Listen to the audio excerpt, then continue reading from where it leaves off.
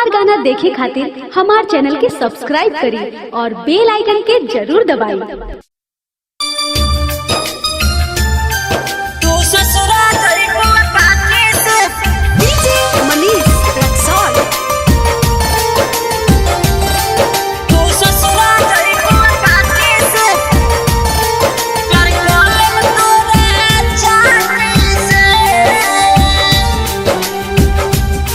जब याद आवे गोरी तोहार,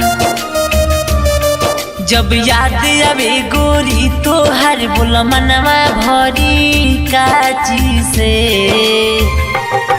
तू ससुरा जइबू अपाची से, तू ससुरा जइबू अपाची से, प्यार कॉलम तोरा चाची से। तू ससुरा जइबू अपाची से, प्यार कॉलम तोरा चाची से। जब याद आवे गोरी तोहार। Mix by Sneha recording studio Jamu Chandtola. Mix by Sujeet by. सब फोटो तोहर जरा देबो,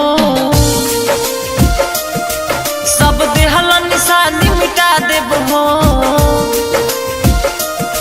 मोरे बात के ले ली हाँ दिल पर, आज साबित करके दिखा देबो।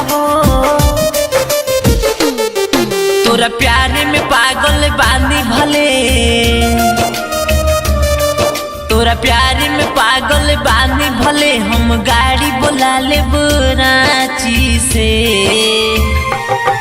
तू ससुरा जइबू अपाची से,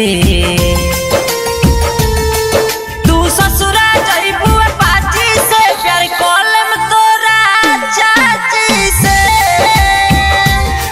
तू ससुरा जइबू अपाची से, प्यार कॉलम तोरा चाची से। जब याद आवे गोरी तोहार। Mix by Sneha recording studio Jamu Chandtola.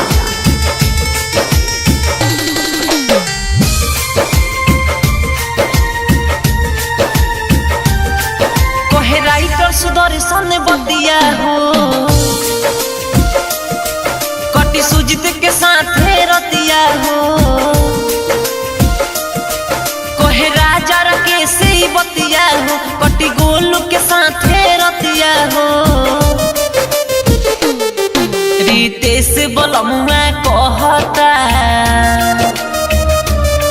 Ritesh बलमुआ कहता, तोहरा से बात साची के।